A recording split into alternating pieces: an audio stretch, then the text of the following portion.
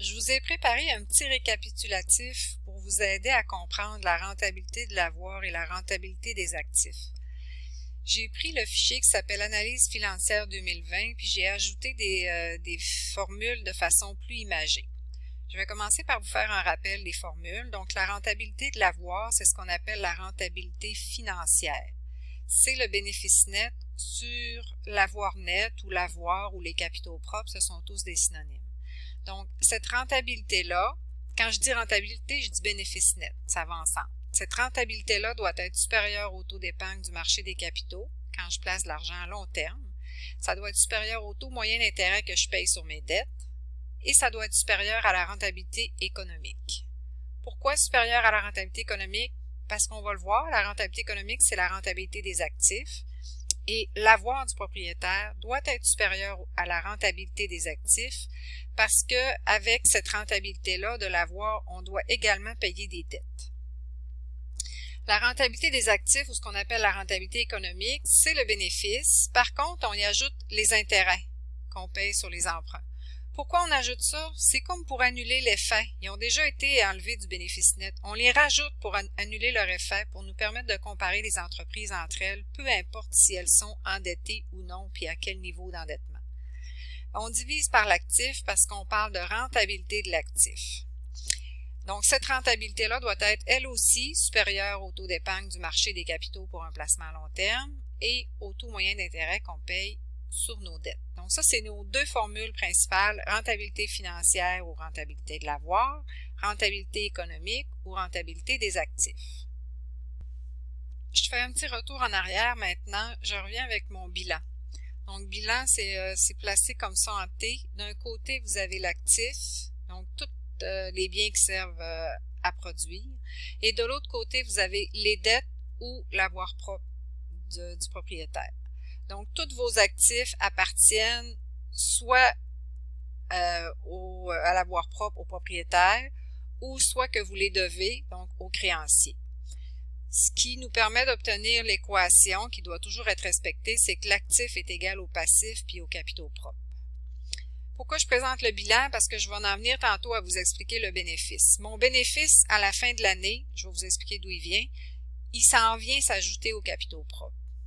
Donc, c'est pour ça que quand il y a de la rentabilité dans l'entreprise, ça améliore la valeur des capitaux propres. C'est important. Mon état des résultats, lui, c'est encore plus simple. C'est que tu prends tous tes revenus, tu soustrais toutes tes dépenses, j'ai oublié le moins, là, ça vous donne le bénéfice net. Puis ce bénéfice net-là, comme je vous l'ai dit, il retourne dans l'avoir en fin d'année financière. Donc, il retourne dans mon bilan, dans mes capitaux propres. OK? Donc, ça, c'est le lien entre les deux. Si je reviens à mes formules de rentabilité maintenant, rentabilité financière et rentabilité économique. Donc, rappel, la rentabilité financière, c'est quoi?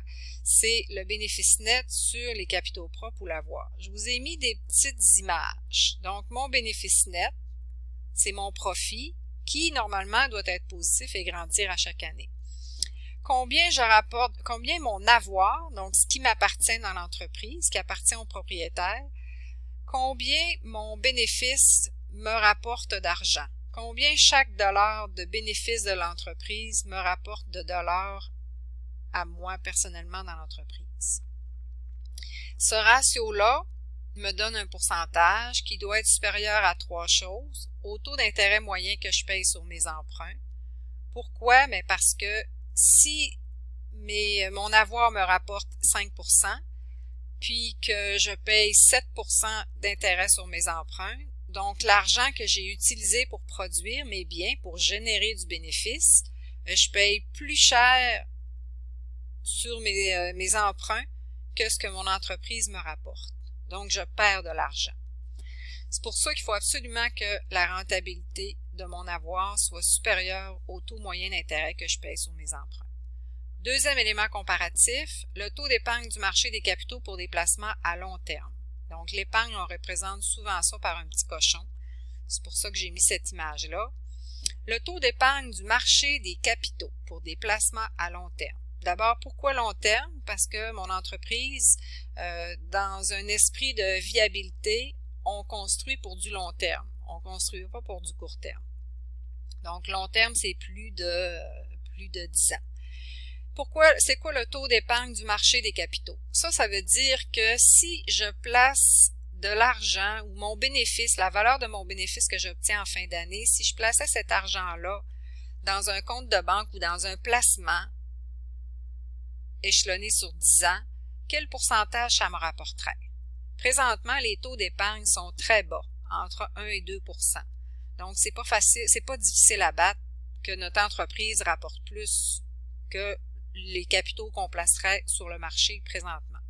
Mais c'est logique de dire que chaque dollar de profit que me génère mon entreprise devrait rapporter plus que si ces dollars-là étaient placés à la banque. Trois éléments comparatifs, c'est ma fameuse rentabilité. Un instant, excusez-moi. Ma fameuse rentabilité économique. La rentabilité économique, je l'ai définie imagée de cette façon-là, donc j'ai encore mon bénéfice de tantôt, mon profit, qui normalement devrait augmenter, divisé par mes actifs. Donc, divisé par l'ensemble de ce que je possède, tous les biens que je possède pour faire fonctionner l'entreprise. Là, j'ai oublié les intérêts ici, là, c'est important de le mentionner, donc c'est bénéfices plus intérêts pour annuler l'effet des intérêts de l'endettement. Pour ce qui est de la rentabilité des actifs, on se souvient de la définition, donc bénéfice net plus les intérêts divisé par les actifs. Dans ce cas-là, ça doit être supérieur au taux d'épargne du marché des placements à long terme et au taux d'intérêt moyen que je paie sur mes dettes, de façon plus imagée. Donc ça, c'est ma rentabilité économique ou ma rentabilité des actifs. J'ai mon bénéfice net, j'ajoute à ça les intérêts court terme et moyen long terme et je divise par la valeur de mon actif au complet. Et les deux éléments comparatifs sont ceux que j'ai présentés tout à l'heure. Donc, doit être supérieur au taux moyen d'intérêt que je paye sur mes emprunts. J'emprunte de l'argent pour faire rouler mon entreprise. Il faut que je sois capable de faire de l'argent avec cet argent-là. Si, mettons, j'emprunte à 7 % puis que mon entreprise me rapporte 5 % de revenus, ben, en fait que j'ai un 5 % de profit, c'est pas intéressant. C'est intéressant pour moi d'emprunter. C'est pas intéressant pour moi d'emprunter, je suis désolée. Si j'ai un prêt à 7 % d'intérêt puis que moi je fais 5 % de profit sur mes actifs, c'est pas intéressant dans ce cas-là d'emprunter. Il faut que ce soit ma rentabilité de mes actifs soit supérieure à ce que je paye comme taux sur mes emprunts. Et deuxième élément comparatif, c'est le taux d'épargne du marché des capitaux.